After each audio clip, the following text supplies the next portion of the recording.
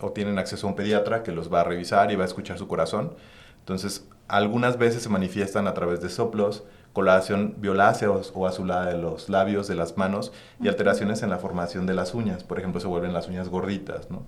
Este tipo de pacientes pueden fatigarse a la hora de comer, pueden tener fatiga también durante el ejercicio, sudoración excesiva, pero son datos que ya hablan de una descompensación del sistema hemodinámico.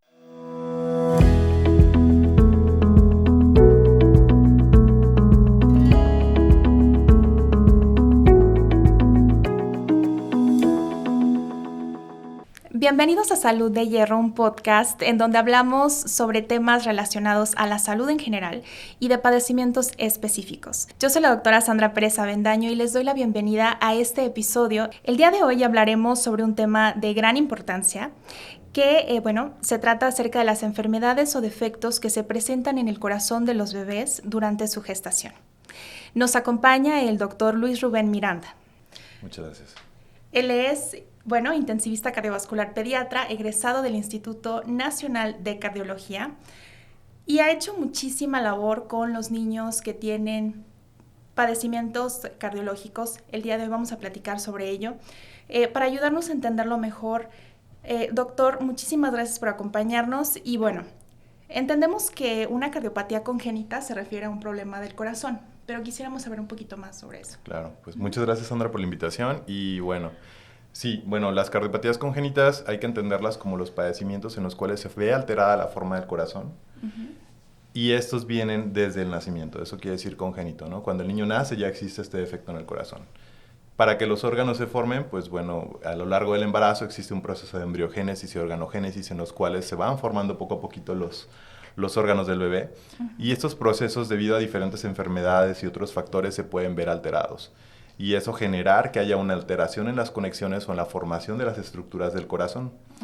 Y al momento de nacer el bebé, nos damos cuenta de que tiene algún defecto ese corazón y genera una complicación que es en el flujo de sangre que normalmente debería llevar el cuerpo del bebé. A lo largo del tiempo, si no se maneja esta situación, puede condicionar problemas en la funcionalidad del sistema circulatorio del bebé y condicionar incluso su fallecimiento si no se tratan de manera oportuna. Muy bien, entonces es algo que es sumamente importante detectarlo a tiempo. Claro, representa la segunda causa de mortalidad de nuestro país y prácticamente las malformaciones cardíacas representan la primera malformación congénita que podemos detectar. Ok.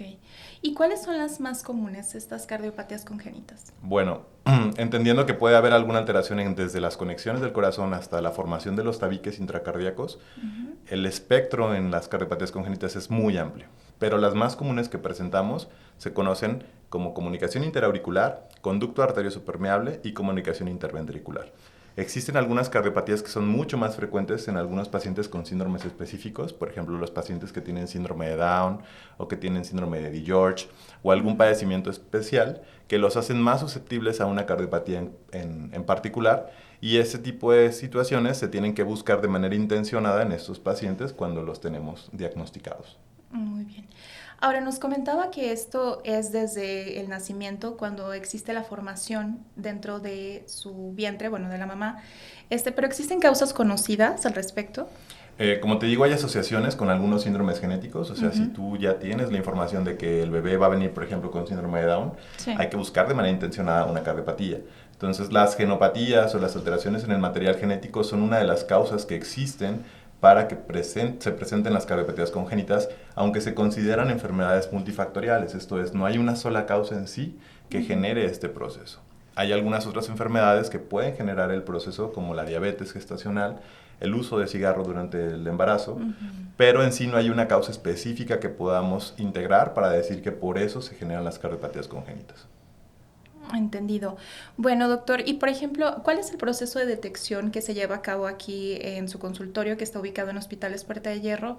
¿O cuál es el proceso que le dan a un paciente? Mira, en general representan enfermedades que yo les llamaría incluso silentes en las etapas iniciales.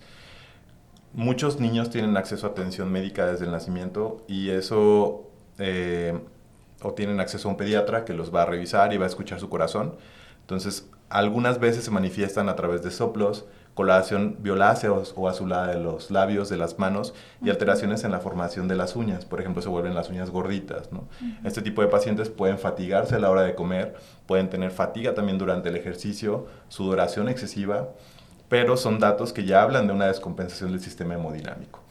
Generalmente lo que hacemos es que los pacientes se diagnostican a través de pediatría o de su cardiólogo pediatra, se hace un ecocardiograma y en ese estudio se puede detectar qué tipo de padecimiento tienen. No todos los pacientes tienen este acceso a este tipo de servicios y por eso la iniciativa privada y la sociedad civil organizada, han hecho un esfuerzo conjunto muy importante para tratar de establecer medidas de detección temprana, entre ellas la legislación y el cambio en la Ley General de Salud para establecer el tamiz neonatal cardiológico como parte de la atención integral de todos los recién nacidos. Incluso integrar esta información en la Cartilla Nacional de Salud para que desde el nacimiento se detecten por lo menos las cardiopatías que se consideran críticas. ¿Qué quiere decir que sean críticas? Que son cardiopatías que se tienen que atender antes de la primera semana de vida de manera general, sí, para que podamos incidir realmente en su pronóstico y padecimiento. Otras cardiopatías se van a detectar probablemente hasta que haya una descompensación. Si tuviéramos en México la atención suficiente para que todos los pacientes tuvieran una valoración cardiológica a tiempo, pues bueno, obviamente incrementaríamos el diagnóstico de este tipo de padecimientos.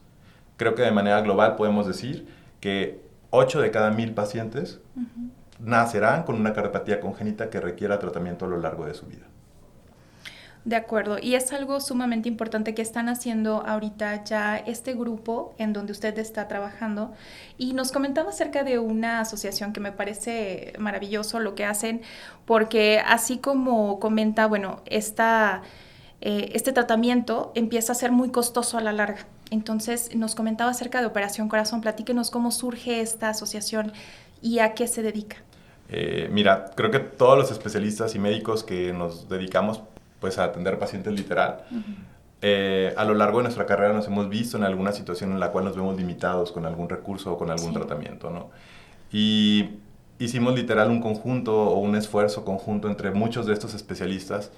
Tuvimos el caso de una paciente en la cual se diagnosticó hace 3 años con su cardiopatía congénita y la doctora que las veía le regalaba las consultas, ¿sabes?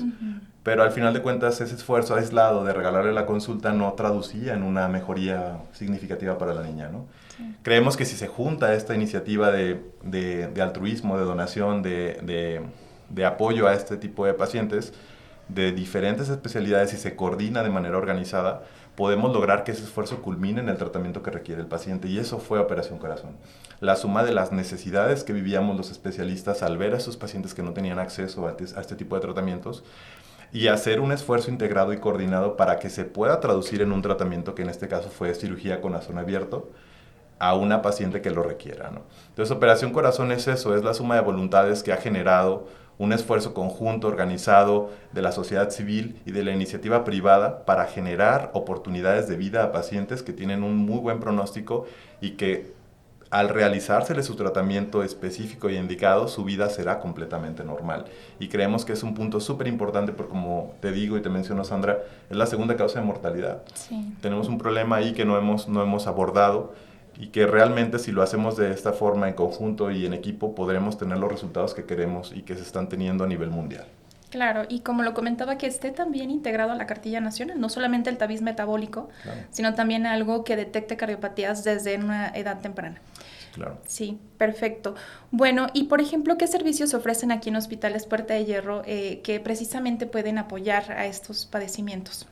Bueno, aquí en el Hospital Puerta de Hierro existen diferentes cardiólogos pediatras. Nosotros pertenecemos a un grupo que se llama ICMI y nosotros aquí ofrecemos servicios de detección temprana, de tratamiento, servicios de ecocardiografía, y una vez que el paciente se detecta pasará a un área en la cual se considerará una sesión médico-quirúrgica en la cual se integra al equipo de cirugía cardiotorácica, anestesiología cardiovascular y terapia intensiva para poder definir cuál es la mejor opción terapéutica para este paciente.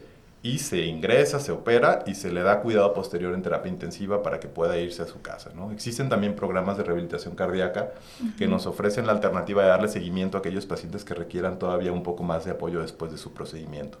Entonces creo que contamos afortunadamente en este hospital con toda la infraestructura para poder darle tratamiento y solución a incluso los casos más complejos. Sí.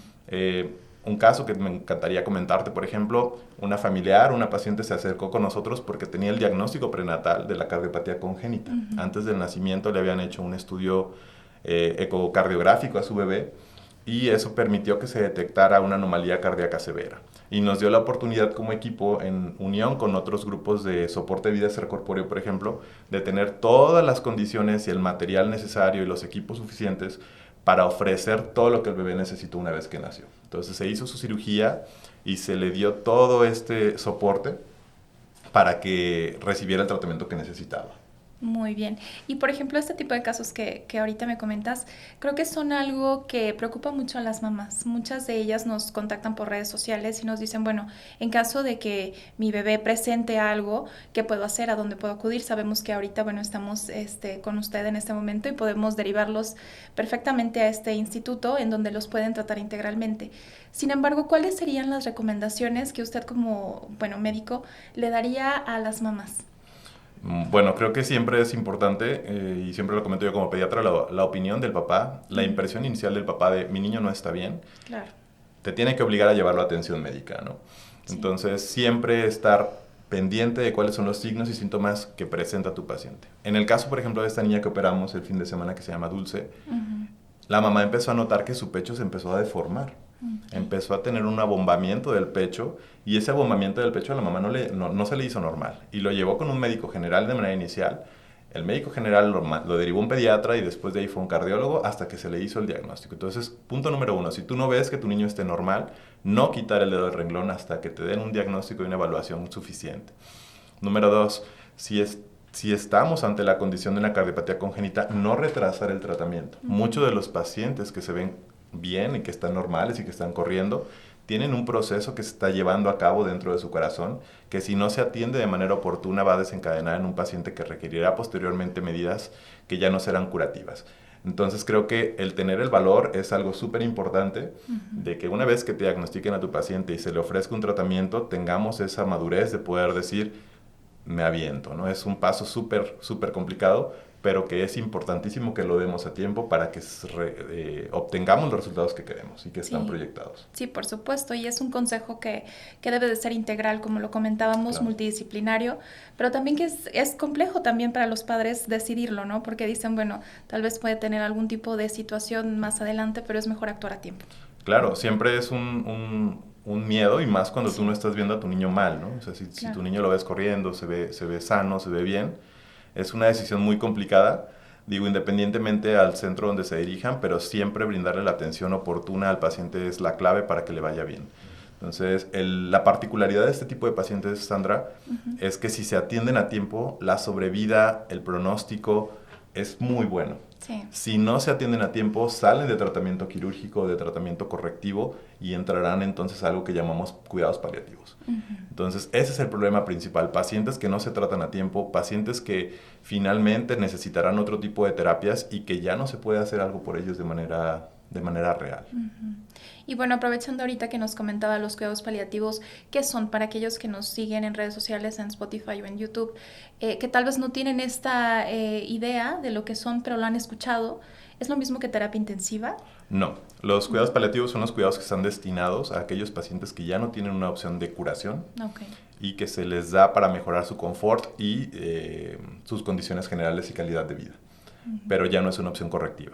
Entonces están enfocados sobre todo al manejo del dolor, a otras situaciones que ya no son como tal a mejorar la calidad de vida. Y creo que es un tema importante, claro, pero si tenemos la oportunidad de incidir para no llegar a ese punto, creo que es nuestra obligación.